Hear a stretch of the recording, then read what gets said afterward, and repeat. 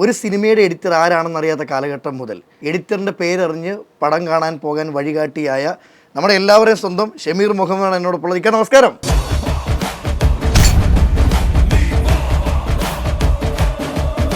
ഒരു സ്റ്റുഡിയോ ഉണ്ട്, 23 സ്റ്റുഡിയോസ് ഉണ്ട്. അവിടെ കുറേ എഡിറ്റേഴ്സ് വന്ന് എഡിറ്റ് ചെയ്യും. ഞാൻ പുള്ളിയുടെ അസിസ്റ്റൻ്റായിട്ട് അവിടെ ഇങ്ങനെ നിൽക്കുക. 6-7 മാസം ദുരിത ജീവിതമായിരുന്നു അവിടെ. അടിമ എന്നൊക്കെ പറഞ്ഞാൽ ഒരു രക്ഷയില്ലാതെ അടിമയായിരുന്നു. ഒരുപാട് ജോലികളുണ്ടാവും. ചില ബാത്റൂമൊക്കെ കഴുകേണ്ടി വരും. കഴുകിയിട്ടുണ്ട്. ഞാൻ ഉറങ്ങായിരുന്നു അവിടെ കിടന്നിട്ട്. ഉറങ്ങുന്നത് എന്തോ ഒരു ചക്ക വീണ പോലെ പുറത്ത്. ഞാൻ നോക്കുന്ന സമയത്ത് ഇയാൾ ഹെൽമെറ്റ് വെച്ച് അടിച്ചിട്ട് ഇങ്ങനെ നിൽക്കുക. അടിക്കാനുള്ള കാരണം ഉറങ്ങിയതിന് പൈസ ഉണ്ടാവില്ല കാര്യമായിട്ട്. അപ്പോൾ ഞാൻ എങ്ങനെ വെച്ചാൽ ശനി ഞായറും നാട്ടിലേക്ക് വരും. ഇവിടെ വന്നിട്ട് 2 വെഡിങ് 3 വെഡിങ് എഡിറ്റ് ചെയ്തിട്ട് അടുത്ത ദിവസം തിരിച്ച് കയറി പോകും. അവിടെ നിന്ന് ഇങ്ങോട്ട് പോകുന്നു വരുന്നത് എങ്ങനെ വെച്ചാൽ ഈ ടിക്കറ്റ് കിട്ടില്ല ചെന്നൈയിൽ നിന്ന്. ഇരുന്ന് ഉറങ്ങാൻ സ്പേസ് കിട്ടില്ല. ഇവിടെ വന്നിട്ട് വർക്ക് ചെയ്യാൻ പറ്റില്ല, നമുക്ക് ഉറക്കം വരില്ലേ. അപ്പം കുറച്ച് ന്യൂസ് പേപ്പർ എടുത്തിട്ട് ബാത്റൂമിൻ്റെ ഏരിയയിൽ വിരിച്ചിട്ട് അവിടെ കിടക്കും. ഈ അടി കിട്ടിയപ്പോഴും ബാത്റൂമിൽ കിടന്ന സമയത്തും ഒരു മടുപ്പ് പിന്നെ തോന്നിയിട്ടേ ഇല്ല. എനിക്ക് ബാത്റൂമിൽ ആ ഏരിയയിൽ സീറ്റ് കിട്ടുക എന്നുള്ളത് എൻ്റെ ഒരു അച്ചീവ്മെൻ്റ് ആയിരുന്നു. ഇരുന്നിട്ട് നമുക്ക് വീട്ടിൽ നിന്ന് കഴിക്കാം എന്ന് പറഞ്ഞു. അപ്പോൾ എൻ്റെ അടുത്ത് ഫുഡ് എടുക്കാൻ പറഞ്ഞപ്പോൾ എൻ്റെ കൈ തട്ടിയിട്ട് കഞ്ഞി പുള്ളിയുടെ തലയിൽ കൂടെ പോയിട്ട് പാത്രം ഇങ്ങനെ ഇരിക്കുക. അപ്പോൾ ഞാൻ പോയിട്ട് പാത്രം ഇങ്ങനെ എടുക്കുകയും ചെയ്തു. അപ്പോൾ ബാക്കി കഞ്ഞിയും കൂടെ പുള്ളിയുടെ മുഖത്ത് കൂടെ വന്നു. ഒന്നും പറഞ്ഞില്ല. എന്തോ പറയാനാ ചൂട് മാർക്കോ, രേഖാചിത്രം തുടങ്ങിയ ARM പോലുള്ള ചിത്രങ്ങളെല്ലാം എഡിറ്റ് ചെയ്ത നമ്മുടെ സ്വന്തം ഷമീറിക്കയുടെ സ്റ്റുഡിയോയിലാണ്. ഈ ഒരു ലാപ്പിലാണ് എത്ര പടങ്ങളാ? 50.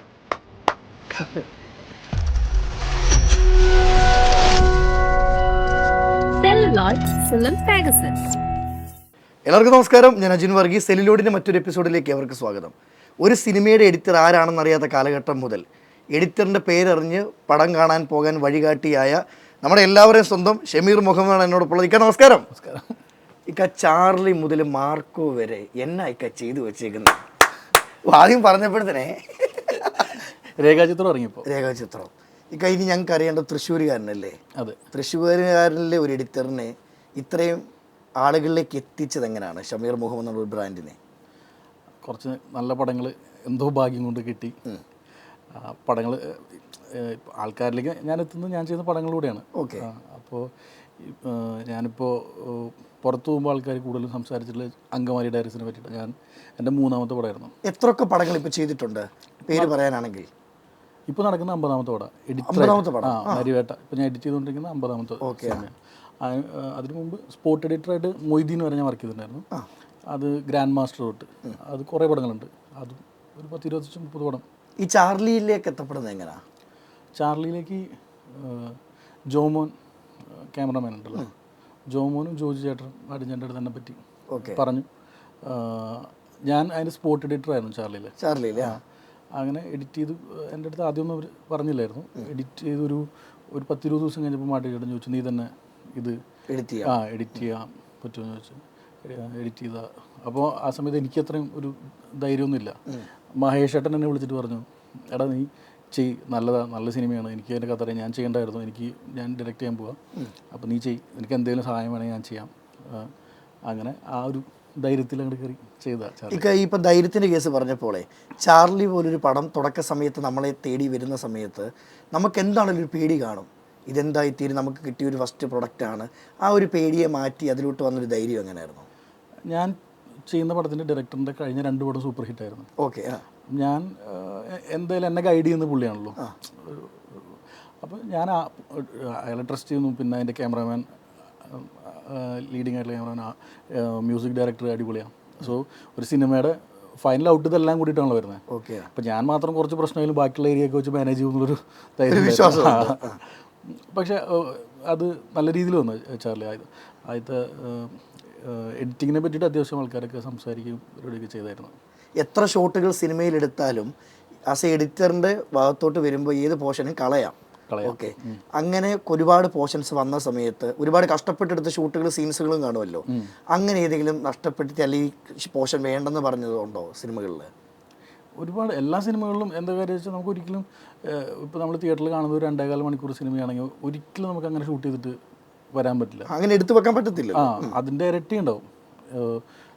ഇപ്പോൾ ഞാനിപ്പോൾ ചെയ്ത ലാസ്റ്റ് പടങ്ങളെല്ലാം എടുത്ത് നോക്കിയാലും ഓൾമോസ്റ്റ് 3 മണിക്കൂറിന് മുകളിൽ 3.5 മണിക്കൂർ 4 മണിക്കൂറൊക്കെയുള്ള പടങ്ങളൊക്കെ ഉണ്ടായിരുന്നു അതിൽ. അപ്പോൾ മാക്സിമം നമുക്ക് ആ കഥയിലേക്ക് വേണ്ട കാര്യങ്ങൾ വെച്ച് ആവശ്യമില്ലാത്ത എങ്ങനെയൊക്കെ നമ്മൾ ഞാൻ പറയും, അവരെ പറഞ്ഞ് കൺവിൻസ് ചെയ്യേണ്ടി വരും. കാരണം അതിൻ്റെ ഡയറക്ടറും റൈറ്ററും ഒക്കെ ഒരുപാട് നാൾ ഇതിൻ്റെ കൂടെ ട്രാവൽ ചെയ്തിട്ടുള്ള ആൾക്കാരാണ്. പിന്നെ അവർക്കൊരു ഇമാജിനേഷൻ, അവർ ആ സീൻ ഇന്നൊരു കാര്യത്തിനാണ് അവിടെ വേണ്ടതെന്ന് അവർക്ക് ധാരണയുണ്ടാവും. അത് മാറ്റിയെടുക്കാൻ കുറച്ച് പാടാണ്. അപ്പോൾ ചില ആൾക്കാർക്ക് ഭയങ്കര വിശ്വാസം ഉണ്ടാവും. അപ്പോൾ പറയുമ്പോൾ തന്നെ അവർ മനസ്സിലാവും. ചില സമയത്ത് നമ്മൾ പറഞ്ഞ് മനസ്സിലാക്കേണ്ടി വരും ഇത് വെച്ചാലത്തെ ബുദ്ധിമുട്ടും ദോഷങ്ങളും ഇതില്ലെങ്കിലത്തെ എന്തൊക്കെയാണ് അതിൻ്റെ ഗുണം എന്നുള്ളതും. ചിലപ്പോൾ നമ്മളൊരു സ്റ്റോറി ഇങ്ങനെ ഫോളോ ചെയ്ത് പോകുന്ന സമയത്ത് പെട്ടെന്ന് വേറൊരു ഏരിയയിലേക്ക് ഡൈവേർട്ട് ചെയ്ത് പോകും ചിലപ്പോൾ ഒരു സീനൊക്കെ വരുമ്പോൾ. അപ്പോൾ നമുക്ക് അതിൻ്റെ ഫ്ലോ മിസ്സാവും. അത് ആവശ്യം ഉണ്ടാവില്ല. അതിൻ്റെ ഒരു പേസും ഒക്കെ കുറയും പടത്തിൻ്റെ. ആ സമയത്ത് ആ സീനായിട്ട് ചിലപ്പോൾ കാണാൻ നല്ലതായിരിക്കും. ഒരിക്കലും സീൻ മോശമായിട്ടൊന്നും ആയിരിക്കില്ല ചിലപ്പോൾ കളയേണ്ടി വരിക. ഇപ്പോൾ മാർക്കോല് റിയാസ് ഖാനായിട്ട് ഉണ്ണിക്കൊരു ഫൈറ്റ് ഉണ്ട്, ഒരു വലിയ സീനത്. ആ ഫൈറ്റ് നല്ല ഫൈറ്റ് തന്നെയാണ്, പക്ഷേ അത് ആവശ്യമില്ല ആ സ്ഥലത്ത്. അപ്പോൾ അവരുടെ അടുത്ത് പറയുമ്പോൾ അവർക്കത് മനസ്സിലായി. അവർ ഹനീഫിൻ്റെ അടുത്ത് ഞാൻ ഉണ്ണിയുടെ അടുത്ത് വിളിച്ച് പറഞ്ഞു. അത് ഞാൻ വെച്ചിട്ടും ഇല്ലാണ്ട് കാണിച്ചു കൊടുത്തു അവർക്ക്. അപ്പോൾ അവർ കൺവിൻസ്ഡ് ആയപ്പോൾ അങ്ങനെ മാറ്റിയത്. ഇപ്പോൾ ഏറ്റവും കൂടുതൽ ഇക്കയുടെ വൈറലാകുന്നൊരു വീഡിയോ എന്ന് പറയുന്നത് മാർക്കോടെ എഡിറ്റിംഗ് സമയത്ത് എൻ്റെ മക്കൾ പോലും വരത്തില്ലായിരുന്നു. അങ്ങനെ പറയാനുണ്ടായ കാരണം എന്താ? എൻ്റെ മോള് ഒരു വട്ടം റൂമേ വന്നുള്ളൂ. വന്നപ്പോൾ വരുമ്പോൾ കാണുന്ന സീൻ ചെവി കടിച്ച് പറിച്ച സീൻ അത് കണ്ടപ്പോൾ പിന്നെ എന്നാ പ്രായമുണ്ട്? അവൾക്ക് 7 വയസ്സ്. അടിപൊളി. പിന്നെ അവൾക്ക് ഇപ്പോൾ ഞാൻ കമ്പ്യൂട്ടറിൻ്റെ അവിടെ ഇരിക്കുകയാണെങ്കിൽ അപ്പോൾ അതിൻ്റെ അപ്പുറത്തുനിന്ന് ചോദിക്കുള്ളൂ എനിക്കത് വരാൻ പാടുമോ എന്ന് ചോദിച്ചിട്ട് ഈ സൈഡിലേക്ക് വരുള്ളൂ. മോളും ആരും വരാണ്ടായി അത് തീരുന്നവരെ. മാർക്കോണ് അങ്ങനത്തെ ഒരു അനുഭവം ഉണ്ടായി അവിടെ. ഇപ്പം രേഖാചിത്രം എടുക്കുന്ന സമയത്ത് മാർക്കോയും എടുക്കുന്ന സമയത്ത് രണ്ടും നല്ല ഡിഫറെൻ്റ് ഉള്ള പടമാണ്. ഇനി രേഖാചിത്രത്തിൽ തന്നെ ചെയ്യാം. ആസ് എ എഡിറ്റർ ഒരു പടം എഡിറ്റ് ചെയ്യുന്ന സമയത്ത് തന്നെ ഇത് വിജയിക്കും എന്നൊരു ഇത് വരുമോ? ഒരുവിധം നമുക്കൊരു ഐഡിയ ഉണ്ടാവും. അങ്ങനെ ഏതെങ്കിലും ആരോടെങ്കിലും വിളിച്ച് ചോദിച്ചിട്ടുണ്ടോ? അത് ഡൗട്ട് തോന്നിയടാ ഇത് വിജയിക്കുമോ, അല്ലെങ്കിൽ ഇത് വിജയിക്കുമെന്ന് ഉറപ്പാ എന്നൊരു ഡയറക്ടറിന് ഇത് വന്നിട്ട് വിളിച്ച് ചോദിക്കേണ്ട അവസ്ഥ വന്നിട്ടുണ്ടോ? നമ്മൾക്ക് എപ്പോഴും കൺഫ്യൂഷൻസ് ഉണ്ടാവും. ഞാൻ ഒരു എക്സാമ്പിൾ പറഞ്ഞത്, ഞാൻ ഈ അങ്കമാലി ഡയറീസ് ഞാൻ എഡിറ്റ് ചെയ്യുന്ന സമയത്ത് അത് ഞങ്ങൾക്ക് എല്ലാവരും ഒരു ആക്ഷൻ പടമായിരുന്നു. ഞാൻ വളരെ കുറച്ച് പടങ്ങൾ ഞാൻ തിയേറ്ററിൽ പോയി കാണുള്ളൂ, ഞാൻ എഡിറ്റ് ചെയ്ത പടങ്ങൾ. പക്ഷേ അതിൽ കാണാറില്ല. അങ്കമാലി ഡയറീസ് ചെമ്പൻ ചേട്ടൻ വിളിച്ചിട്ട് ഞാൻ നിർബന്ധിച്ച് വിളിച്ച് കൊണ്ടുപോയി. അത് വില്ലൻ ഷൂട്ട് എടുക്കായിരുന്നു, അതിൻ്റെ ലൊക്കേഷനിൽ ചെമ്പൻ ചേട്ടൻ അഭിനയിക്കുന്നത്. അപ്പോൾ ഞാൻ തിയേറ്ററിൽ പോയപ്പോൾ ഞങ്ങൾ സീരിയസ് ആയിട്ട് കണ്ട സീനിലൊക്കെ ആൾക്കാർ ഹ്യൂമർ സീൻസായിട്ട് അവർ ചിരിച്ചുകൊണ്ടിരിക്കുക.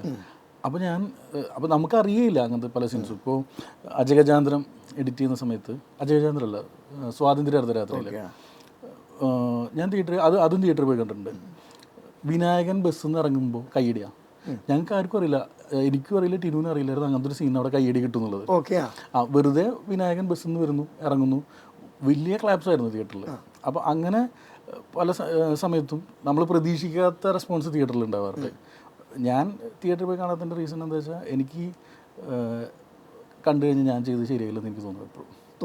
ഞാനിങ്ങനെ ഇരുന്ന് മാറ്റിക്കൊണ്ടിരിക്കും. ഞാൻ തിയേറ്ററിൽ കാണുന്ന സമയത്ത് എനിക്ക് തോന്നും അയ്യോ ഇത് ഇങ്ങനെയായിരുന്നു. പിന്നെ ഞാൻ വിചാരിച്ച റെസ്പോൺസ് തിയേറ്ററിൽ കണ്ടില്ലെങ്കിലും എനിക്ക് പ്രശ്നമാണ്. ഇപ്പം ഞാൻ ചിരിക്കുന്നു വിചാരിച്ച സ്ഥലത്ത് തിയേറ്ററിൽ ചിലപ്പോൾ ചിരിച്ചൊന്നും വരില്ല. ഇപ്പം നമ്മൾ വിചാരിക്കാത്ത സ്ഥലത്ത് ചിരിക്കും, അത് കുഴപ്പമുണ്ടാവില്ല. പക്ഷേ നമ്മൾ പ്രതീക്ഷിച്ച സ്ഥലത്ത് ചിരിച്ചില്ലെങ്കിൽ പ്രശ്നമാണ്. ഞാൻ ഒരു പടത്തിന് ഇതേപോലെ പോയിട്ട് പടം തുടങ്ങി ഒരു പോയിന്റ് എത്തിയപ്പോൾ ഇതേപോലെ ഞാൻ വിചാരിച്ച റെസ്പോൺസൊന്നും ഇല്ല.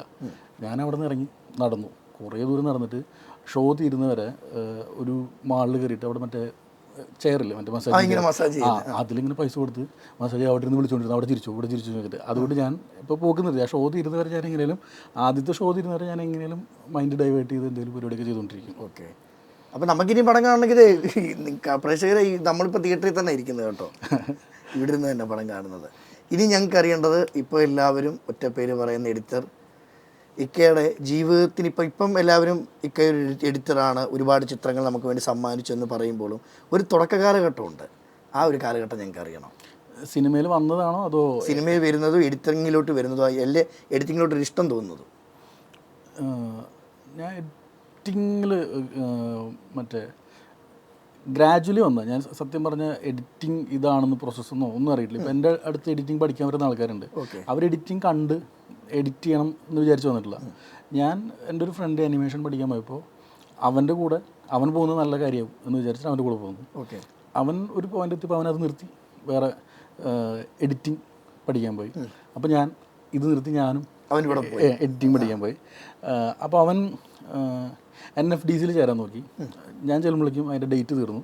അങ്ങനെ ഞാൻ വേറെ തൃശ്ശൂർ ഒരു ഇൻസ്റ്റിറ്റ്യൂട്ടിൽ വന്ന് പഠിച്ചു, ചേതനയിൽ. പിന്നെ വേറെ മാർഗ്ഗമില്ല ഉണ്ടായി, അത് വെച്ചിട്ട് ജോലി ചെയ്യേണ്ട അവസ്ഥയായി. കാരണം അപ്പോഴേക്കും അത്യാവശ്യം ജോലിക്ക് പോകേണ്ട പ്രായമായി. അപ്പോൾ ആദ്യം വെഡ്ഡിങ് എഡിറ്റിംഗ് തുടങ്ങി. അങ്ങനെ കുറേ വെഡ്ഡിങ്, അപ്പോഴും സിനിമ എന്ന് പറഞ്ഞ സ്വപ്നമൊന്നുമില്ല. വെഡ്ഡിങ് എഡിറ്റ് ചെയ്യുന്നു, അത്യാവശ്യം ജീവിക്കാനുള്ള പൈസ കിട്ടും. പിന്നെ ആൽബങ്ങളുടെ കാലഘട്ടം വന്നു. അപ്പോൾ മണിച്ചേട്ടൻ്റെ ഒക്കെ ഒരുപാട് ആൽബങ്ങൾ, കുറേ ആൽബങ്ങൾ ചെയ്തിട്ടുണ്ട്. മണിച്ചേട്ടൻ്റെ ഇഷ്ടംപോലെ ആൽബം ചെയ്തിട്ടുണ്ട്. മണിച്ചേട്ടൻ്റെ ഒരു കൊല്ലം മറ്റേ നാടൻ പാട്ടിൻ്റെ ഒരു ആൽബം ഉണ്ടാവും, അതിലൊരു 7 പാട്ടുണ്ടാവും. ഭരണി പാട്ടുണ്ടാവും, അതിലൊരു 7 പാട്ടുണ്ടാവും. അതിങ്ങനെ കണ്ടിന്യൂസ് ഉണ്ടായിരുന്നു. അങ്ങനെ ആൽബംസ് വന്നു. അങ്ങനെ ഇരിക്കെ എൻ്റെ ഒരു നൈബറുണ്ട്, ജയൻ എന്ന് പറഞ്ഞിട്ട്. പിന്നെയാണ് ചെറുതായിട്ട് സിനിമയിലൊക്കെ കയറണം ചെറിയൊരു ആഗ്രഹം ഉണ്ടായിരുന്നു.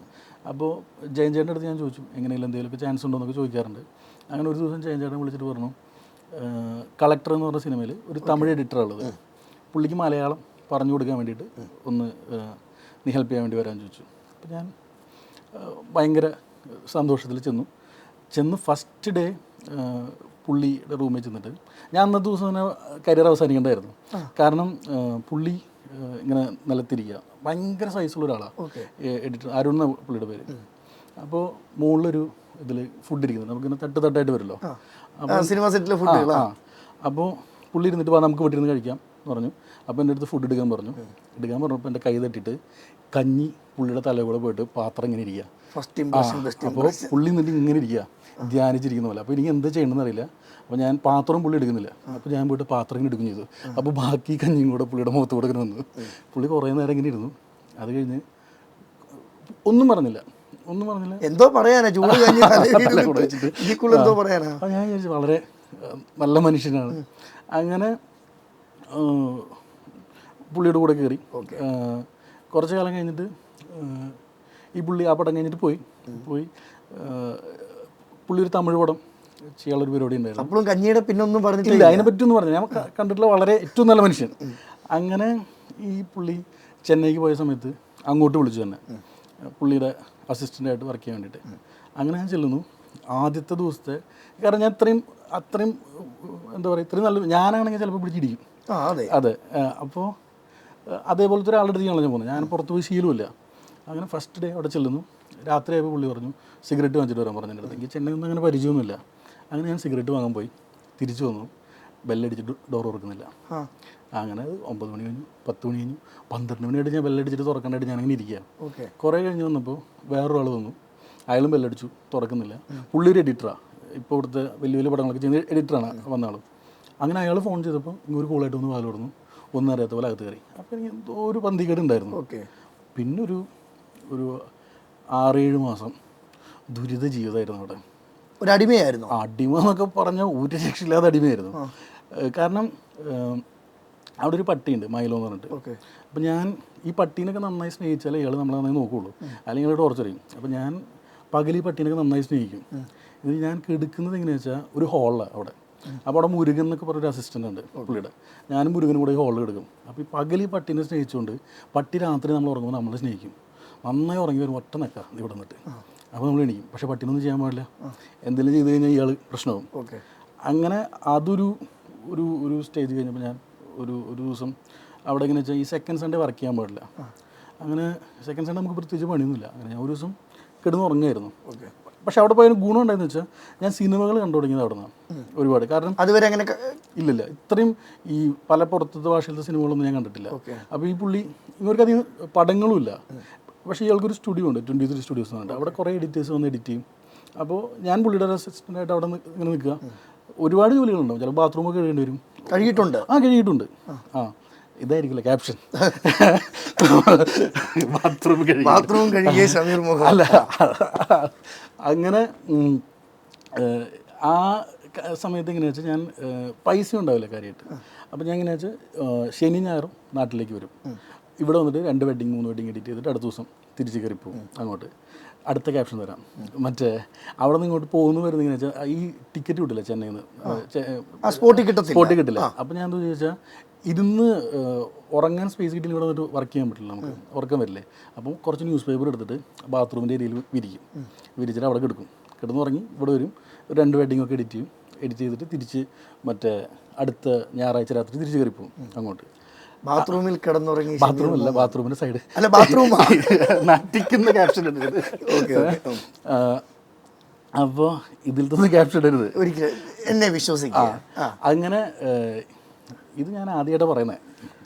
ഞാൻ കാരണമുണ്ട്, ഞാനിത് ചോദിക്കാൻ തന്നെ കാരണം ഇന്ന് കമൻസ് നിറയെ ഷമീർ മുഹമ്മദ് എഡിറ്റർ പൊളി, സന്തോഷം തന്നെ കേട്ടോ നമുക്ക്. പക്ഷേ പൊട്ടി വീണ് മുളച്ചതല്ല, ആണോ?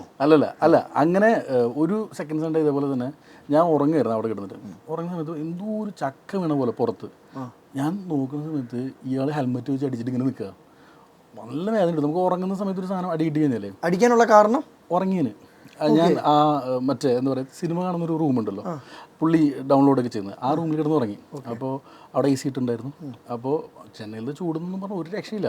രാത്രി ഉറങ്ങാനും പറ്റില്ല, കാരണം നല്ല ചൂട്ടത്ത് ഹോളിൽ എടുക്കുന്നത്, ഉറങ്ങി വരുമ്പോൾ പട്ടി നിൽക്കുകയും ചെയ്യും. അപ്പോൾ പകൽ ഈ പുള്ളി പോയ ക്യാപ്പിൽ കിടന്ന് ഉറങ്ങിയതാണ്, നല്ല അടി കിട്ടി. അന്ന് ഞാൻ അത് നിർത്തിപ്പോന്നു.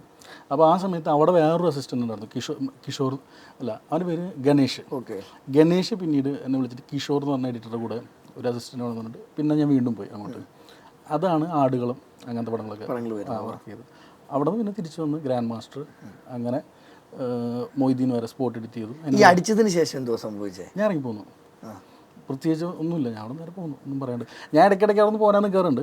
അപ്പോൾ ആ സമയത്ത് സാബു എന്നൊക്കെ പറഞ്ഞൊരു എഡിറ്ററുണ്ട്, പുള്ളിക്ക് നാഷണൽ അവാർഡ് കിട്ടിയത്. പുള്ളിക്ക് എന്നെ ഉപദേശിക്കും, നിൽക്കുക ഇങ്ങനെയൊക്കെ തന്നെയാണ് എല്ലാവരും ഇതാണെന്നൊക്കെ പറയും. അങ്ങനെ പക്ഷേ ഇത് ഞാൻ ഇതൊരു പരിധി കൂടുതൽ ആക്രമണമായിപ്പോയി. പിന്നെ ഞാൻ നിർത്തി അവിടെ നിന്ന്. അങ്ങനെ പിന്നെ എനിക്ക് തോന്നി അവിടെ നിന്നിട്ട് പ്രത്യേകിച്ചൊരു ഗുണമില്ല, ഗ്രോത്ത് ഉണ്ടാവില്ല. പുള്ളി എഡിറ്റ് ചെയ്യുന്നില്ല.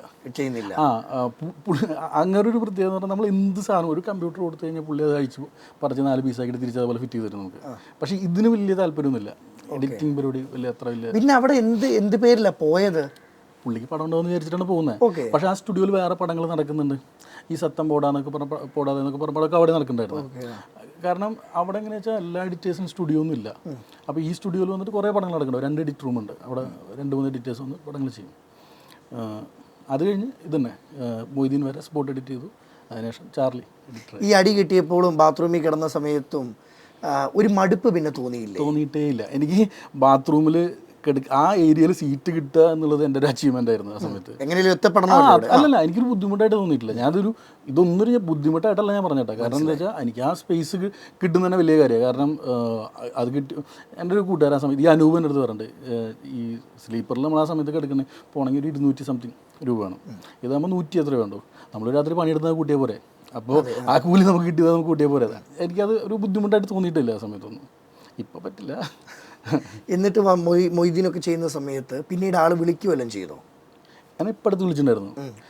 ഒരു ഫ്രണ്ടിന് വേണ്ടിയിട്ട് ഒരു പടം പ്രൊഡ്യൂസ് ചെയ്യാൻ വേണ്ടിയിട്ട് കഥ കേൾക്കാൻ പറ്റുമെന്നൊക്കെ ചോദിച്ചിട്ടുണ്ടായിരുന്നു. അത് വലിയൊരു അച്ചീവ്മെൻറ്റ് തന്നെ കേട്ടോ. പിന്നെ മൊയ്തീനായി പിന്നെ അവിടെ നിന്ന് ഏതൊക്കെ പടങ്ങളായിരുന്നു? ചാർലി എഡിറ്റ് ആദ്യത്തെ പടം, പിന്നെ ഇടി സാജിദിൻ്റെ, പിന്നെ അങ്കമാലി ഡയറീസ് മെക്സിക്കന്മാർ ഒരു ദിവസം റിലീസായി 3-4. അങ്ങനെ പിന്നെ 4 വില്ലൻ, അങ്ങനെ. ഇപ്പോൾ വെഡ്ഡിങ് വീഡിയോ എഡിറ്റ് ചെയ്യുന്നു, സിനിമ ചെയ്യുന്നു, തമ്മിലുള്ള വ്യത്യാസങ്ങൾ എന്തൊക്കെയാണ്? ഞാൻ ആൾക്കാർക്ക് മനസ്സിലാവുണ്ടോ അറിയില്ല. ഞാൻ ഇപ്പോൾ വെഡ്ഡിങ് വീഡിയോ എഡിറ്റ് ചെയ്യുന്ന സമയത്ത് ഞാൻ എൻ്റെ മനസ്സിലൊരു കഥയായിട്ട് കാണാറ്. സിനിമയിൽ നമ്മളൊരു കഥയല്ലേ പറയുന്നത്. അപ്പോൾ ടെക്നിക്കലി വ്യത്യാസം ഒരുപാടുണ്ട്. കാരണം വെഡ്ഡിങ് വീഡിയോയിൽ നമുക്ക് അവിടെ വന്ന ആൾക്കാർക്ക് മൊത്തം അവരെ കാണണം. അതാണ്. സിനിമയിൽ എന്ന് പറഞ്ഞാൽ നമ്മൾ പറയാൻ ഉദ്ദേശിച്ച കഥ ആൾക്കാർക്ക് മനസ്സിലാവണം. അതാണ് മെയിൻ ഡിഫറൻസ് രണ്ടും കൂടെ ആയിട്ടുള്ളത്. ആ ഒരു കണക്ഷൻ കിട്ടണം, കഥ മനസ്സിലാവണം. എത്ര ടൈം കൊണ്ടാണ് ഒരു സിനിമ ചെയ്യുന്നത്? ടോട്ടലി നോക്കിക്കഴിഞ്ഞാൽ ഒരു 30 ദിവസം 35 ദിവസമൊക്കെ ഇരിക്കേണ്ടായിരിക്കും. പല സമയത്തായിട്ടല്ലേ ഒരു സിനിമയ്ക്ക് അത്രയൊക്കെ വരും, ഒരു ആവറേജ് ഒരു പടത്തിന്. പിന്നെ പടത്തിൻ്റെ വലുപ്പത്തിനനുസരിച്ച് അത് മാറും. എത്ര നല്ലൊരു ഡ്യൂറേഷൻ വന്നതിനെ കട്ട് ചെയ്ത് എത്രയാക്കിയിട്ടുണ്ട്? നമ്മുടെ ഇവിടെ നോർമലി ഇറങ്ങുന്ന പടങ്ങളൊക്കെ 2:20, 2:15, 10 അങ്ങനെയൊക്കെ അല്ലേ. ഞാൻ ചെയ്തിട്ടുള്ള ഏറ്റവും വലിയ പടം 4 മണിക്കൂറൊക്കെ വന്നിട്ടുണ്ടോ, 4-4.5 മണിക്കൂറൊക്കെ വന്നിട്ടുള്ള പടങ്ങളുണ്ടായിരുന്നു. ഇന്നിപ്പം ഒരുപാട് ആൾക്കാർ ഇക്കയ്ക്ക് മെസ്സേജ് അയക്കുന്നുണ്ട്, ഇക്ക ഞങ്ങളെ ഒന്ന് എഡിറ്റർ ആക്കാവോ? ഇപ്പോൾ ഈ ഇൻ്റർവ്യൂ കാണുന്നവർ തന്നെ പേഴ്സണലി ഇനിയും വിളിക്കുമായിരിക്കും, ഇപ്പം എനിക്കും എഡിറ്റ് ചെയ്യണമെന്ന് ആഗ്രഹമുണ്ട്. അവരോടൊക്കെ എന്താ പറയാനുള്ളത്, അവർക്കൊന്ന് അടുത്തോട്ട് വരണമെങ്കിൽ? എൻ്റെ അടുത്തേക്ക് വരണമെങ്കിൽ ഞാൻ ബേസിക്കലി എനിക്ക് നന്നായി പരിചയമുള്ള ആൾക്കാരെ ഞാൻ അസിസ്റ്റൻ്റായിട്ട് വെക്കാറുള്ളൂ. കാരണം അതിനൊരു കാരണമുണ്ട്. അതിനൊരു കാരണം എന്ന് പറഞ്ഞു കഴിഞ്ഞാൽ എൻ്റെ സ്റ്റുഡിയോയിൽ ഒരു സിനിമ മൊത്തം ഉണ്ടാവും, അതിൻ്റെ എല്ലാ ഫയലും കിടക്കുന്നുണ്ടായിരിക്കും. അപ്പോൾ ഇവിടെ വരുന്ന ആൾക്കാർ എനിക്ക് ഒരു പരിചയമില്ലാത്ത ആൾക്കാരാണെങ്കിൽ അവരിത് എങ്ങനെ ഹാൻഡിൽ ചെയ്യുമെന്ന് എനിക്ക് പറയാൻ പറ്റില്ല. കാരണം എല്ലാവർക്കും ഭയങ്കര എക്സൈറ്റ്മെൻ്റ് ഒക്കെ ഉണ്ടാവും സിനിമയിൽ വരുമ്പോൾ. അപ്പോൾ അവരുടെ ഒരു ഫ്രണ്ട്സ് ഈ സിനിമയിലാണ് വർക്ക് ചെയ്യുന്നത് എന്ന് ചോദിക്കുമ്പോൾ ഞാനിപ്പോൾ ഒരു പടം കണ്ടു, ഇന്ന സൂപ്പർ സ്റ്റാറിൻ്റെ ഒരു പടം കണ്ടു, നല്ല രസമുണ്ട്, അപ്പോൾ നീ അതിലൊരു ഫൈറ്റ് അയച്ചു തരുമോ അല്ലെങ്കിൽ ഒരു സീൻ അയച്ചു തരുമോ എന്ന് ചോദിച്ചു കഴിഞ്ഞാൽ സുഖമായിട്ട് ഇവൻ്റെ അടുത്ത് അയച്ചു കൊടുക്കാം. അപ്പോൾ അതുകൊണ്ട് ഞാൻ അത്രയും അറിയുന്ന എനിക്ക് മനസ്സിലാവുന്ന ആൾക്കാർ ഞാൻ നിർത്താറുള്ളൂ. ഒരു എഡിറ്ററിൻ്റെ ഏറ്റവും വലിയ റിസ്ക് എലമെൻറ്റ്സ് എന്തൊക്കെയായിരിക്കും? എഡിറ്റിംഗ് കരിയറേ റിസ്ക്കാണ്. കാരണം ഭയങ്കര പാടാണ് ഇത് എഡിറ്ററായി സർവൈവ് ചെയ്ത് വരാൻ. ഒരു നിലനിൽക്കാൻ പാടാണ്. ഭയങ്കര പാടാണ്. കാരണം ഇപ്പോൾ പ്രത്യേകിച്ച് എല്ലാവർക്കും ആർക്കും വേണമെങ്കിൽ എഡിറ്റർ ആവാം ശരിക്കും. ഇപ്പോൾ റീൽസ് എഡിറ്റ് ചെയ്ത് എഡിറ്ററായി ഇഷ്ടംപോലെ എഡിറ്റേഴ്സ് ഉണ്ട്. നല്ല എഡിറ്റേഴ്സാണ് ഞാൻ പറയുന്നത് കേട്ടോ. ഇപ്പോൾ അജ്മൽ സാബുവിൻ്റെ വീഡിയോസൊക്കെ കണ്ടിട്ടുണ്ടോ? ഉണ്ട്. അവൻ തുടങ്ങിയത് അങ്ങനെയാണ്, പക്ഷെ അവൻ അടിപൊളി എഡിറ്റർ അല്ലേ. അതുപോലെ ഇപ്പോൾ അജ്മൽ എഡിറ്റിംഗ് പഠിച്ചിട്ട് വന്നിട്ടുള്ളതാണ്. അതല്ലാതെ ഇപ്പോൾ വെറുതെ ഇൻസ്റ്റാഗ്രാമിൽ നമുക്ക് എഡിറ്റ് ചെയ്യാനുള്ള ഓപ്ഷൻസ് ഉണ്ട്. നമുക്ക് വേണമെങ്കിൽ ചെറിയ ചെറിയ സോഫ്റ്റ്വെയർസ് നമുക്ക് മൊബൈലിൽ ഡൗൺലോഡ് ചെയ്ത് പഠിക്കാൻ പറ്റും. അതുകൊണ്ട് കുറേ എഡിറ്റേഴ്സ് വരുന്നുണ്ട് പുതിയതായിട്ട്. ഇപ്പോൾ ഒരു പടം വരുമ്പോൾ അതിൻ്റെ കൂടെ തന്നെ ഒരു എഡിറ്റർ ഉണ്ടാവും. പുതിയ ആൾക്കാരൊക്കെ വരുന്ന പടത്തിന് അവരൊരു ടീമായിട്ട് വരുന്നത്. അപ്പോൾ ബാക്കി എഡിറ്റിംഗ് മാത്രമായിട്ട് മുമ്പ് നിന്നിരുന്ന ആൾക്കാർക്കൊക്കെ അത്യാവശ്യം, അതായത് ഇക്കയുടെ തുടക്ക സമയത്തൊക്കെ കണ്ട എഫേർട്ട് അല്ലെങ്കിൽ കണ്ട കഷ്ടപ്പാടൊന്നും ഇന്ന് വരുന്നില്ല. ഫോൺ ഉണ്ടെങ്കിൽ പോലും അല്ലേ സുഖമായിട്ട് പഠിക്കാൻ പറ്റും. അതാണ് അതിൻ്റെ കാര്യങ്ങളൊക്കെ. ഒരു പ്രൊഡ്യൂസറാണ്, ഇനി തണ്ണീർമത്തിൽ നിന്ന് തന്നെ തുടങ്ങാം. ആ ഒരു പടം പ്രൊഡ്യൂസ് ചെയ്യാനുള്ള കാരണം എന്താണ്? പ്രൊഡ്യൂസ് ചെയ്ത് കഴിഞ്ഞപ്പോൾ ആശ്വാസമായോ? പ്രൊഡ്യൂസ് ചെയ്ത് കഴിഞ്ഞപ്പോൾ ആശ്വാസമായി. കാരണം എല്ലാവരും എൻ്റെ അടുത്ത് പറഞ്ഞു, ഇനി പടം പ്രൊഡ്യൂസ് ചെയ്യാൻ പോയി കഴിഞ്ഞാൽ പിന്നെ എഡിറ്റിംഗ് ഉണ്ടാവില്ല. നിർത്തുന്നില്ല, നിർത്തേണ്ടി വരും. എനിക്ക് എഡിറ്റ് ചെയ്യണമെന്നാണ് ആഗ്രഹം, പക്ഷേ അത് ആരും വിളിക്കില്ല. അപ്പം ഞാൻ തണ്ണീർമത്തന് ഓടുകയും വേണം, അത് കഴിഞ്ഞാൽ പടങ്ങൾ കിട്ടും വേണം. പക്ഷേ എന്തോ ഭാഗ്യം പടം നന്നായി. ആദ്യം പ്രൊഡ്യൂസ് ചെയ്യാനുള്ള കാരണം ആരുടെ വിശ്വാസമായിരുന്നു, അല്ല ആരുടെ ട്രസ്റ്റ് ആയിരുന്നു? അല്ല, ഞാൻ ജോമോന് മുമ്പേ അങ്ങനെ കുറേ നാൾ മുമ്പേ മൊയ്തീൻ്റെ സമയത്ത് പറയായിരുന്നു നമുക്കൊരു പടം, നമുക്ക് പ്രൊഡക്ഷൻ ഹൗസ് തുടങ്ങണം, ഇങ്ങനെ ചെയ്യണം. അപ്പോൾ അങ്ങനെ കഥകൾ കേട്ട് ഇടയ്ക്കൊക്കെ കേൾക്കാറുണ്ട്. അങ്ങനെ ഒരു ദിവസം ഗിരീഷ് എൻ്റെ അടുത്ത് വന്നിട്ട് ഇങ്ങനെ ഒരു കഥ പറയുകയാണ്. അത് വിനീത് വിശ്വം എന്ന് പറഞ്ഞൊരു നടനുണ്ട്, അവനെ പറഞ്ഞ ഇങ്ങനെ ഒരു ആളുടെ ഒരു കഥയുണ്ട്. അപ്പോൾ ഇവർ ഷോർട്ട് ഫിലിം എനിക്ക് കാണിച്ചു തന്നു, മൂക്കുത്തി എന്ന് പറഞ്ഞിട്ട്. അപ്പോൾ ഞാനത് കണ്ടു, എന്നിട്ട് കഥ കേട്ടു. ഭയങ്കര കുറേ ചിരിച്ചിട്ടൊക്കെ ഞാൻ കഥ കേട്ടെ. അങ്ങനെ ഞാൻ ജോമോൻ്റെ അടുത്ത് പറഞ്ഞു, ജോമോനും ഈ കഥ കേട്ട്. അങ്ങനെ ഞങ്ങൾ ഒരു ഇൻവെസ്റ്ററൊക്കെ തപ്പിപ്പിടിച്ച് ജോമോൻ വിളിച്ചപ്പോൾ വിനീത് അഭിനയിക്കാൻ വരാമെന്ന് പറഞ്ഞു. അങ്ങനെയാണ് ആ പടത്തിലേക്ക് എത്തിയത്. ഈ ഞാനത് തണ്ണീർമത്തത്തിൻ്റെ സിനിമയിൽ കേട്ടൊരു കഥയെന്ന് പറയുന്നത്, നിങ്ങളുടെ ഒരു യാത്രയിൽ വിനീത് ശ്രീനിവാസൻ ഒരു കോൾ ചെയ്ത് ഒരു ടെൻഷൻ ഉണ്ടെന്ന് പറഞ്ഞു. അത് പടം തീർന്നതിന് ശേഷം ഞാനും ഉണ്ണിസാറും ടീച്ചറൊക്കെ ഉണ്ട്, സാറിൻ്റെ വൈഫൊക്കെ കൂടിയിട്ട് മൂകാംബയെ പോയായിരുന്നു. ആ സമയത്ത് ഇങ്ങനെ വിനീത് വിളിച്ചിട്ട് ഇങ്ങനെ ഭയങ്കര ഇത് പറഞ്ഞു. അപ്പം ഞാൻ ഭയങ്കര പാനിക്കായിപ്പോയി. കാരണം വിനീത് ഇത്രയും ഇതായിട്ടൊക്കെയല്ലേ. അത് വിനീത് കണ്ട ആംഗിളിൻ്റെ ആയിരിക്കും അത്. കാരണം പക്ഷേ വിനീതിന് ഈ പറഞ്ഞ പോലെ വിനീതിനെ പറഞ്ഞ് മനസ്സിലാക്കാൻ പറ്റി. ഞാൻ പറഞ്ഞു, അത് കഴിഞ്ഞ് ഉണ്ണിസാറിന് പടം കാണിച്ചു കൊടുത്തു. അവിടെ ഇരുന്ന് പുള്ളി കാറിൽ തന്നെ ഇരുന്ന് കണ്ടു കുറേ നേരം. അത് കഴിഞ്ഞ് വിനീതിനെ വിളിച്ചു, സാറും പറഞ്ഞു, ഞാനും പറഞ്ഞു. വിനീത് ഭയങ്കര കൺവിൻസ്ഡ് ആയി അതിൽ. ഇതിൽ ആ സിനിമയുടെ ഷോട്ടുകളിൽ വിനീത് ശ്രീനിവാസൻ്റെ ഷോട്ടുകൾ കുറവായിരുന്നല്ലോ. ആസ് എഡിറ്റർ ആണല്ലോ, പിന്നെ ഒരു സോങ് കട്ട് ചെയ്തിട്ട് ആ ഒരു കഥ എന്തായിരുന്നു? അത് ഞാൻ എഡിറ്റ് ചെയ്യുന്നതിനൊക്കെ മുമ്പ് എൻ്റെ അസിസ്റ്റൻസ് മൊത്തം സീൻസ് ഇങ്ങനെ വെച്ചിട്ടുണ്ടാവും. അപ്പോൾ ഞാൻ ഈ സീനുകൾ ഇങ്ങനെ നോക്കി വന്നപ്പോൾ വിനീതില്ല പടത്തിൽ, ഭയങ്കര കുറവാണ്. അങ്ങനെ ഞാൻ നോക്കുമ്പോൾ ഒരു സോങ്ങിൻ്റെ ഒരു ഇതിൽ ടൈം ലൈനിൽ 8 സീൻ കിടക്കുന്നുണ്ട് വിത്ത് ഡയലോഗ്. ആ 8 സീൻ പല സ്ഥലത്ത് ഇട്ടിട്ടാണ് വിനീതിൻ്റെ ഇൻ്റർവെല്ലും നമുക്ക് ഞങ്ങൾ സെറ്റ് ചെയ്തത് പടത്തിൽ. അങ്ങനെയാണ് നമ്മൾ ഈ കാണുന്ന പടത്തിൽ. അപ്പോൾ ആ ഇൻ്റർവെല്ലിന് ഒരു 2 സീൻ ഇവൻ്റെയും ഷൂട്ട് ചെയ്തു, കുറച്ച് എക്സ്ട്രാ ഉണ്ണിയപ്പത്തിൻ്റെ സീനൊക്കെ ഷൂട്ട് ചെയ്തു. ഇനിയെല്ലാം ഞങ്ങളെ കോരിത്തെരിപ്പിച്ച മാർക്കോ വന്നു ചേർന്നതും ഉണ്ണിമൂന്നിനെല്ലാം നല്ലൊരു മാറ്റം, അല്ല നല്ലൊരു ഗ്രാഫ് തന്നെ കൊണ്ടുവന്നൊരു സിനിമയെ. അതിൻ്റെ ഒരു കഥ എന്താണ്? ഉണ്ണി എൻ്റെ ഭയങ്കര അടുത്ത സുഹൃത്താണ്, കട്ടച്ചങ്ക. എപ്പോഴും വീട്ടിൽ വരും. ഞങ്ങൾ ഒരു 5-10 കൊല്ലമായിട്ട് പരിചയമുണ്ട്, അതിൽ കൂടുതലുണ്ട്. എപ്പോഴും സിനിമയെ പറ്റി സംസാരിക്കുന്ന ഉണ്ണി ആദ്യം തൊട്ടേ പറയുന്ന ഒരു പടം ഇങ്ങനത്തെ ഒരു ആക്ഷൻ പടം. ഞാൻ പരിചയമുള്ള സമയം തൊട്ട് പറയുന്ന കാര്യമാണ് ഇങ്ങനൊരു പടം ചെയ്യണമെന്ന്. ഇങ്ങനൊരു പടം ചെയ്യുന്നത്. ഈ വയലൻസ് മാത്രമാണെങ്കിൽ ആഡ് ആയിട്ടുള്ളൂ. ബാക്കി ഇതേപോലത്തെ ഒരു പടം ഇങ്ങനെ ഫുൾ ആക്ഷനായിട്ടൊരു പടം ചെയ്യണം. അവന് ഭയങ്കര ആഗ്രഹമുള്ള, അവൻ എപ്പോഴും പറയാറുള്ളതാണ്. പിന്നെ അവൻ അങ്ങനെ ഒരു പടം ചെയ്യുമ്പോൾ വേറെ ആളെ ആലോചിക്കില്ല, എന്നെ വിളിക്കുള്ളൂ. കാരണം ഞാൻ അവൻ ഏറ്റെടുത്ത് സുഹൃത്താണ്. ഉണ്ണിമൂന്ന് എനിക്കോട് പറയുന്ന സമയത്ത് എനിക്ക് കോൺഫിഡൻസ് ഉണ്ടായിരുന്നോ ഉണ്ണിയും കൊണ്ട് ഇത് പറ്റുമെന്നുള്ളത്? ഫൈറ്റ് അവൻ അടിപൊളിയായിട്ട് ചെയ്ത് എനിക്കറിയാം. ഈ പടത്തിൻ്റെ മെയിൻ ഏരിയ അതാണല്ലോ. പിന്നെ ഹനീഫ് അത്രയും ഭയങ്കര സ്റ്റൈലായിട്ടല്ലേ ഗ്രേറ്റ് ഫാദറൊക്കെ ഷൂട്ട് ചെയ്തേക്കുന്നത്. അപ്പോൾ ആ ഏരിയ ഞാൻ ഫസ്റ്റ് ഒരു ഡ്രാഫ്റ്റ് സ്ക്രിപ്റ്റ് വായിച്ചു. അത് കഴിഞ്ഞ് പിന്നെ എനിക്ക് ഇതിൻ്റെ വിഷ്വൽസ് ആണ് വരുന്നത്.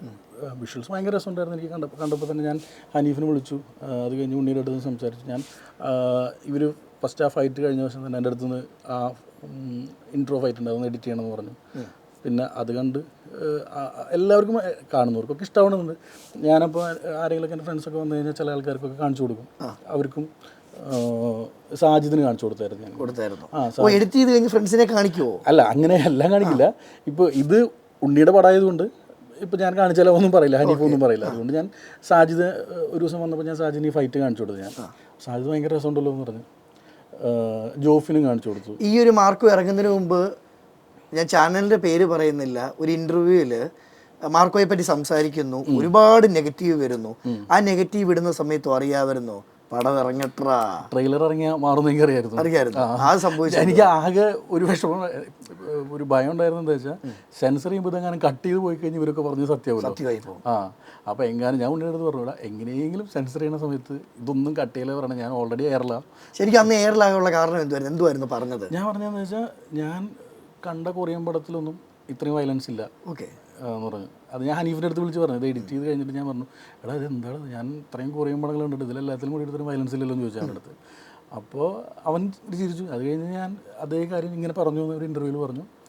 അത് ഒരു റീലായിട്ട് വന്നപ്പോൾ ഫുൾ തെറിവിളി ബഹളമായിരുന്നു. ഒരാഴ്ച പക്ഷേ എനിക്ക് ഒട്ടും ഫീൽ ചെയ്തില്ല. കാരണം എനിക്ക് എന്താ വെച്ചാൽ പടം ഇറങ്ങുമ്പോൾ മാറുമെന്ന് എനിക്കറിയായിരുന്നു. അപ്പോൾ ഇത് പിന്നെ ഒരാഴ്ച അല്ല, അത് കൂടുതൽ എയറിലായി. ഞാൻ അങ്ങനെ ഒരു 300-350 കമൻറ്റ് വായിച്ച്. എങ്ങനെ ഉണ്ടായിരുന്നു? സുഖം? അത് രസമായിരുന്നു. കാരണം ഇത് ഇറങ്ങുമ്പോൾ ഇത് മാറുമല്ലോ. നിങ്ങളുടെ മാറുമല്ലോ, എൻ്റെ അതും മാറത്തില്ല. അങ്ങനെ മാർക്കും ഇറങ്ങുന്നു. ശരിക്കും ഇത്രയും വയലൻസ് ആസ് എഡിറ്റർ കണ്ട സമയത്ത് ഇത് ഇച്ചിരി ഓവറാണോ, അത് ഇച്ചിരി കൂടിപ്പോയില്ല എന്നൊരു തോന്നൽ വന്നിട്ടുണ്ടോ? എനിക്ക് ആ കുട്ടിയുടെ മുഖത്തിരിക്കുന്ന സംഭവം മാത്രമേ എനിക്ക് ഭയങ്കര വിഷമം തോന്നി. കാരണം എനിക്കും മക്കളൊക്കെ ഉള്ളതുകൊണ്ട്. അല്ലാതെ എനിക്ക് കുഴപ്പമില്ല. അത് ആ സിനിമയുടെ ഒരു ആവശ്യമാണല്ലോ. ഇന്ന് നമ്മൾ മാർക്കോ തിയേറ്ററിൽ കണ്ടതിൽ കട്ട് ചെയ്തിട്ടുണ്ടല്ലോ. ആ കട്ട് ചെയ്ത പോർഷൻ ഇതിലും വയലൻസ് ആണെന്ന് ഞാൻ കേട്ടിട്ടുണ്ട്. ശരിയാണോ? വയലൻസ് പറഞ്ഞാൽ ഇപ്പോൾ ആ കുട്ടിയുടെ മുഖത്ത് ഇടിച്ചുകൊണ്ടിരിക്കുന്ന ഭാഗം എക്സാമ്പിൾ പറയാം. അത് ഒരു 10 മിനിറ്റ് ഉണ്ടെങ്കിൽ അതിന് 3 മിനിറ്റ് നിങ്ങൾ കണ്ടിട്ടുള്ളൂ. അതിൻ്റെ എക്സ്റ്റൻഷൻ ഇപ്പോൾ വീണ്ടും ഇടിക്കുമ്പോൾ കുറച്ചും കൂടെ ഇതാവും, അടുത്ത് ഇടിക്കുമ്പോൾ കുറച്ചും കൂടി. അത് 70% കട്ട് ചെയ്യാൻ പറഞ്ഞു. അങ്ങനെ കുറച്ച് ട്രിമ്മുകളുണ്ട്. മക്കള് പടം കണ്ടോ? അവർ കണ്ടില്ല. എഡിറ്റിംഗ് സമയത്ത് പോലും വന്നില്ല, പിന്നെ പടം കൂടെ കണ്ടതല്ലേ. ഇപ്പം ഞാനിപ്പോൾ ഒരു സിനിമയിൽ അഭിനയിക്കുന്നു. അപ്പം ഞാൻ ആകെ പ്രാർത്ഥിക്കുന്ന കാര്യം, കർത്താവേ എഡിറ്ററിന് കൈ കിട്ടുമ്പോൾ നമ്മളെ കളയല്ലേ.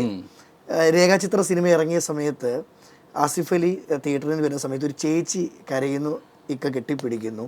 ശരിക്കും ആ ചേച്ചിയുടെ സീൻ ഉണ്ടായിരുന്നോ? ചെറിയൊരു സീനാണ്. 3 ഷോട്ടുള്ളൂ. അത് ഞാൻ ഇപ്പോൾ ആഡ് ചെയ്തു. OTT വരുമ്പോൾ ആ സീൻ ഉണ്ടാവും. അത് താങ്ക് യു. അത് ഇങ്ങനെ കാരണം അതിൻ്റെ കൂടെ കുറേ ഉണ്ടായിരുന്നു. എനിക്ക് തോന്നുന്നു ആസിഫിക്ക് അത് കണക്ട് ആയി കാണത്തില്ലായിരിക്കും അല്ലേ ആ ചേച്ചി കരയുന്ന സമയത്ത്? അല്ല, ആസിഫ് മനസ്സിലായില്ല ആദ്യം. ആസിഫ് എന്ത് പടം കണ്ടിട്ട് എന്ന് വിചാരിച്ച് പടം കണ്ട.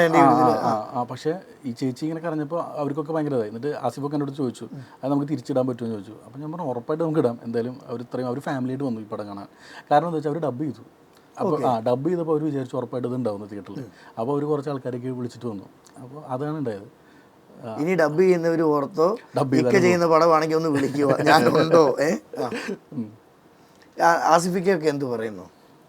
ആസിഫിനൊക്കെ ഭയങ്കര അത് കഴിഞ്ഞ് ആ ഇൻ്റർവ്യൂവിൻ്റെ സമയത്ത് 1-2 വട്ടമൊക്കെ കണ്ട് അവന് ഭയങ്കര വർക്കായി പടം. ഉണ്ണിമൂന്നിന് ഇത് കഴിഞ്ഞപ്പോൾ എന്തൊക്കെ പറഞ്ഞു? പടം കഴിഞ്ഞപ്പോൾ ഒന്ന് കൂടി കാണുമല്ലോ.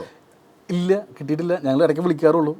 അത് കഴിഞ്ഞിട്ടിപ്പോൾ അവൻ ഇതിൻ്റെ OTT ബിസിനസ് പരിപാടികളൊക്കെ ആയിട്ട് മുംബൈയിലും പരിപാടികളൊക്കെ ആയിരുന്നു. ഇപ്പോൾ വന്നിട്ട് പിന്നെ വയ്യാണ്ട് കോൾഡൊക്കെ അടിച്ചിരിക്കുക. ഈ മറ്റ് എഡിറ്റർമാരിൽ നിന്ന് ഷമീർ മുഹമ്മദ് എന്ന എഡിറ്ററിനെ വ്യത്യസ്തനാക്കുന്നത് ഓരോ യാത്രയിലും എഡിറ്റ് ചെയ്തുകൊണ്ടിരിക്കും അല്ലേ? ഞാൻ യാത്ര ചെയ്യുമ്പോൾ എഡിറ്റ് ചെയ്യും, എഡിറ്റ് ചെയ്യാൻ വേണ്ടി യാത്ര ചെയ്യും. നമുക്ക് അച്ഛനെയാണോ അമ്മയാണോ ഇഷ്ടം എന്ന് ചോദിക്കുന്ന പോലെ തന്നെ ഇതുവരെ ചെയ്ത എല്ലാ സിനിമ സിനിമ ഇഷ്ടമാണ്. അല്ലല്ല, അങ്ങനല്ല. എല്ലാ സിനിമ അയ്യോ, പിന്നെ നാളെ വർക്ക് കിട്ടാതിന് അങ്ങനല്ല ഞാൻ ചോദിക്കുന്നത്. എല്ലാ സിനിമയും ഇഷ്ടമാണ്. എന്നാലും ഇപ്പം എനിക്കൊരു എഡിറ്ററുണ്ട്, ഓക്കെ. അപ്പോൾ എൻ്റെ എഡിറ്ററുമായിട്ട് ഞാൻ എന്നും അടിയാണ്. എന്താണെന്ന് വെച്ചാൽ ഇവൻ്റെ മൂഡിനനുസരിച്ചായിരിക്കത്തില്ല എൻ്റെ മൂഡ്, അല്ല എൻ്റെ മൂഡായിരിക്കത്തില്ല ഇവൻ്റെ മൂഡ്. അപ്പോൾ ഇവൻ പറയുന്നൊരു കാര്യം, എഡിറ്റ് ചെയ്യുന്നൊരു പ്ലാറ്റ്ഫോം ആണെങ്കിലും ചെയ്യുന്ന ടൈം ആണെങ്കിലും നമ്മുടെ മൈൻഡ് ഓക്കെ ആയിരിക്കണം എന്ന് പറയുന്നത് കേട്ടിട്ടുണ്ട്. ശരിക്കും അതിൽ സത്യാവസ്ഥയുണ്ടോ? അതുണ്ട്. എൻ്റെ ഒരു കാഴ്ചപ്പാട് തന്നെ രണ്ട് രീതിയിലാണ്. ആദ്യം ഞാനിങ്ങനെയായിരുന്നു വെച്ചാൽ ഇതെൻ്റെ മാത്രം ഉത്തരവാദിത്വമാണ് എഡിറ്റിങ്. അപ്പോൾ ഞാൻ ഭയങ്കരമായിട്ട് വാശി പിടിക്കും, അടിയുണ്ടാക്കും. ഞാൻ അവരുടെ അടുത്ത് ഇങ്ങനൊരു സാധനം മാറ്റാൻ പറയുന്ന രീതിയേ വേറെ ആയിരുന്നു. ഒരു സീൻ കട്ട് ചെയ്യണമെങ്കിലും ഒക്കെ. ഉദാഹരണം അത് എന്നോടൊന്ന് പറയൂ, ഞാൻ ഇപ്പം കൊണ്ടുവരുക. ഞാൻ കുറേ ആൾക്കാരടുത്ത് പറഞ്ഞിട്ടുള്ള ഞാൻ കുറേ ആൾക്കാരടുത്ത് പറഞ്ഞിട്ടില്ല. എൻ്റെ അടുത്ത് കഴിഞ്ഞ ദിവസം ഒരാൾ പറഞ്ഞു, നീ റിപ്പീറ്റായിട്ട് പറയരുത്. സാജിദ് ഒരു പടം എഡിറ്റ് ചെയ്യാൻ സമ്മതിക്കാണ്ട് ഞാൻ കാറിൽ കയറ്റിയിട്ട് ചായ കുടിക്കാൻ കൊണ്ടുപോയിട്ട് കാർ ഇടിക്കുന്നു പറഞ്ഞു ട്രിം ചെയ്തില്ലെങ്കിൽ. അവന് എന്നിട്ട് അങ്ങനെ ട്രിം ചെയ്തിട്ടുണ്ട്. അപ്പോൾ ആ സമയത്ത് അങ്ങനെയായിരുന്നു. ഇപ്പോൾ ഞാൻ എന്താ വെച്ചാൽ ഇപ്പോൾ കുറേ കാലമായിട്ട് അവരുടെ സിനിമയിൽ ഞാൻ വർക്ക് ചെയ്യാണ്. അപ്പോൾ ഞാൻ അവരെനിക്ക് പൈസ തരുന്നു, മാക്സിമം എൻ്റെ ഔട്ട്പുട്ട് അവരെടുക്കാൻ നോക്കുന്നു. അപ്പോൾ ഞാൻ പറഞ്ഞവരെ മനസ്സിലാക്കാൻ നോക്കും. അപ്പോൾ അതിന് വേണ്ടിയിട്ട് ഞാൻ എഫേർട്ട് ഇടും. അത് പണ്ടത്തെ പോലെയല്ല, പണ്ട് ഫൈറ്റ് ചെയ്തിട്ടായിരിക്കും. ഇപ്പോൾ കുറച്ചും കൂടെ സ്നേഹം. കട്ട് ചെയ്യണമെന്ന് പറഞ്ഞാൽ ചെയ്തേ പറ്റൂ, മാറ്റിക്കും. എങ്ങനെയൊക്കെ മാറ്റിക്കും. ഓക്കെ, പറഞ്ഞ് മനസ്സിലാക്കും. ഞാൻ ഇപ്പോൾ പല സമയത്തും ചിലപ്പോൾ നമ്മൾ കട്ട് ചെയ്തതും ആദ്യം തന്നെ കട്ട് ചെയ്ത് വയ്ക്കും. അപ്പോൾ അത് കൺവിൻസ്ഡ് ആവാത്ത സമയത്ത് വീണ്ടും പഴയ പോലെ ആക്കി കാണിച്ചു കൊടുക്കും. ഓക്കെ, അങ്ങനെയൊക്കെ വെച്ച് എന്നിട്ട് പഴയ പോലെ ചിലപ്പോൾ ഫുൾ പടം കണ്ടാൽ അവർക്ക് മനസ്സിലാവുള്ളൂ. അങ്ങനെ വീണ്ടും ഒക്കെ ചെയ്യേണ്ടി വരും. ബ്രോ ഇപ്പോൾ എത്ര അസിസ്റ്റന്റുമാരുണ്ട് കൂടെ? ഇപ്പം 3 പേരുണ്ട്. ബ്രോയുടെ അസിസ്റ്റൻ്റായിട്ട് നിന്നവർ ഇന്ന് സിനിമയിൽ അഭിനയിക്കുന്നുണ്ട്, എഡിറ്റിങ്ങിലാണെങ്കിലും ടോപ്പായിട്ട് നിൽക്കുന്നുണ്ട്. അങ്ങനെ പേര് ചോദിച്ചാൽ ആരുടെയൊക്കെ ഉണ്ട് പറയാം? എഡിറ്ററായിട്ട് ഇപ്പോൾ ചമ്മനുണ്ട്, പിന്നെ അസിസ്റ്റൻ്റ് ആയിരുന്നു. പിന്നെ ജെംസി എന്ന് പറഞ്ഞ ഒരു പടം ചെയ്തിട്ടുണ്ട്. പിന്നെ സംഗീതമുണ്ട്, സംഗീതം എഡിറ്റ് ചെയ്തിട്ടുണ്ട്, അഭിനയിക്കുന്നുണ്ട്. ഈ സംഗീത എഡിറ്റിങ്ങിന് അസിസ്റ്റൻ്റായിട്ട് വരുന്ന സമയത്ത് ഇവനൊരു അഭിനയമോഹം അല്ലെങ്കിൽ ഇവനെ കൊണ്ട് പറ്റുമെന്നൊരു തോന്നൽ? അവൻ നല്ലൊരു മിമിക്രി ആർട്ടിസ്റ്റാണ്. അവൻ കുറേ സൗണ്ടൊക്കെ എടുക്കും. അവൻ ആ പടത്തിൽ അവൻ തണ്ണീർമത്തലിൽ അവൻ സ്പോട്ട് എഡിറ്ററായിരുന്നു. ഓക്കെ. അപ്പോൾ അവിടെ അവൻ ചെയ്യുന്നത് കണ്ടിട്ടാണ് ഗിരീഷ് അടുത്ത പടത്തിലേക്ക് അവനെ വിളിച്ചതും വിനീത് വിളിച്ചതും. ഓക്കെ. അപ്പോൾ ഈ തണ്ണീർമത്തലിൽ ഇവനെ പരിചയപ്പെട്ടിട്ടാണ് വിനീത് ഹൃദയത്തിലേക്ക് അവനെ വിളിച്ചിട്ട്, ഹൃദയത്തിലുണ്ട് അവൻ ഒരു ക്യാരക്ടർ. പിന്നെ ഗിരീഷിൻ്റെ കൂടെ കുറേ അതിന് മുമ്പത്തെ പടത്തിലൊക്കെ ഉണ്ട്. നമുക്ക് മനസ്സിലായി. ഒരുപാട് ആൾക്കാർ സൗണ്ടൊക്കെ എടുക്കുക നന്നായിട്ട്. പിന്നെ തോമസ് എന്ന് പറഞ്ഞിട്ടൊരു അസിസ്റ്റൻ്റ് ഉണ്ട്. ഇവർ 3 പേരും കൂടി ഇപ്പോൾ ഒരു പടമുണ്ട് റൊമാൻസിൽ. തോമസ് സ്ക്രിപ്റ്റിലുണ്ട്, സംഗീതം അഭിനയിക്കുന്നുണ്ട്, ചമൻ എഡിറ്റ് ചെയ്യുന്നുണ്ട്. ഇക്കയുടെ പുതിയ പ്രൊജക്റ്റുകൾ എന്തൊക്കെയാണ്? ഇപ്പോൾ നരിവേട്ട എഡിറ്റ് ചെയ്യുന്നത്.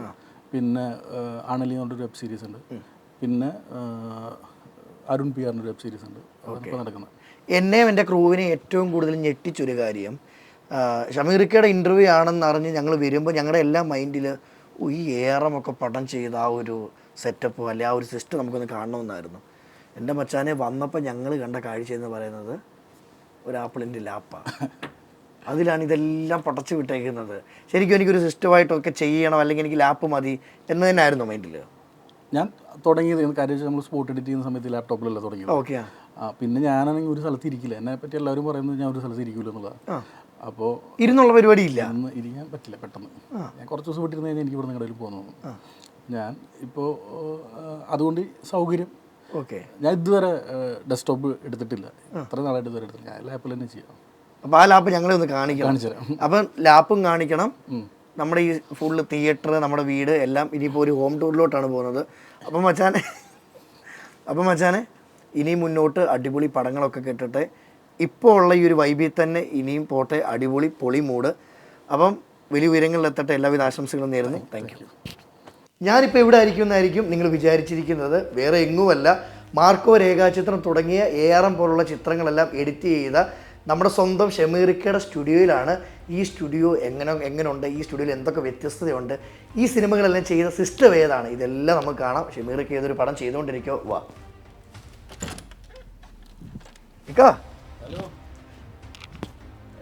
സ്വാഗതം. ഇരി. അങ്ങനെ പല ചിത്രങ്ങളും അല്ലേ തുടക്കം കുറിച്ചൊരു സ്ഥലം കണ്ടതിന് സന്തോഷം. ഇക്ക അപ്പൊ ഇവിടുന്നാണ് പല പടങ്ങളുടെയും തുടക്കം അല്ലേ? ഇതാണ് നമ്മുടെ എഡിറ്റിങ്ങിന്റെ സിംഹാസനം അങ്ങനെ പറയും. ശരിക്കും എന്നെ ഞെട്ടിച്ച ഒരു സത്യം പോലെ ഞാൻ പറയും കേട്ടോ. ഇക്ക എഡിറ്റ് ചെയ്യുന്ന റൂം അല്ലെ സിസ്റ്റം എന്നൊക്കെ പറഞ്ഞപ്പം എൻ്റെ മൈൻഡിൽ വന്നത് എടാ വേറെ ലീഗ് അല്ലെ സിസ്റ്റം ആണെങ്കിൽ പോലും ഇതേ ഈ ഒരു ലാപ്പിലാണ് എത്ര പടങ്ങളാ? 50. ശരിക്കും സിസ്റ്റം അങ്ങനെ ഒരു സിസ്റ്റത്തിലോട്ട് ആക്കാത്ത കാരണം എന്തുവാ? എനിക്ക് ലാപ്പ് മതി. ഒരു ഓഫീസ് ജോലി പോലെ എനിക്ക് ചെയ്യാൻ ഇഷ്ടമില്ല. കാരണം അത് നിർത്തിയിട്ടാണല്ലോ. അപ്പോൾ ഇതാകുമ്പോൾ എവിടെ വേണമെങ്കിൽ എടുത്തുകൊണ്ട് പോവാം, എങ്ങോട്ട് വേണമെങ്കിൽ യാത്ര ചെയ്യുമ്പോൾ പോവാം. ഇതാണ് നമ്മൾ ഇൻ്റർവ്യൂ പറഞ്ഞ ഗോവയിലൊക്കെ കൊണ്ടുപോയി. ഇതിപ്പോൾ എൻ്റെ എനിക്ക് തോന്നുന്നു ഒരു 5-ആമത്തേക്ക് 5 or 6 ഒക്കെ ഉണ്ടാവും. ഓക്കെ, ഇത് അപ്ഡേറ്റ് ചെയ്തുകൊണ്ടിരിക്കും. ഗോവയിലൊക്കെ പോകുന്ന സമയം ഇതൊരു 2-2.5 കൊല്ലം ഉണ്ടാവും ഈ സിസ്റ്റം. ഈ ഒരു വീട് പണിയുന്ന സമയത്ത് ഈ ഒരു പ്ലാൻ എന്തായിരുന്നു?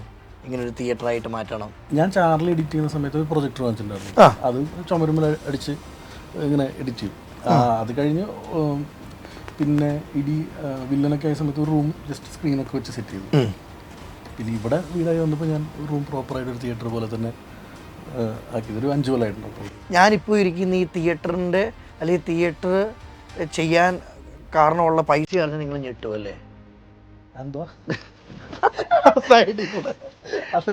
ഈ തിയേറ്റർ സെറ്റ് ചെയ്ത പൈസ അറിഞ്ഞാൽ നിങ്ങൾ ഞെട്ടും. പൈസ പറയുന്നില്ലല്ലേ? പറയണ്ട. ഇത് അത്ര പൈസ ആയിട്ടുണ്ട്.